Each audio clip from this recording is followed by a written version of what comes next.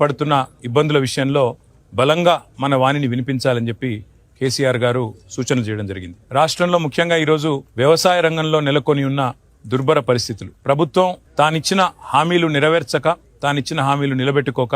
అరకొరగా రుణమాఫీ చేసి, రైతు భరోసా అనేది ఇంతవరకు లేకుండా చేసి, కొనుగోలు కేంద్రాలు కనీసం సరిగా నడపలేని పరిస్థితి, బోనస్ ఇవ్వకుండానే ఏదో చేసినట్టుగా నటిస్తూ ఇవాళ రైతులను దగా చేసి విజయోత్సవాలు పేరిట మళ్ళొక్కసారి వాళ్ళను అవమానం పాలు చేస్తున్న వైనాన్ని చాలా దీర్ఘంగా చర్చించడం జరిగింది. రాష్ట్రంలో ముఖ్యంగా గ్రామీణ ప్రాంతాల్లో ఉండే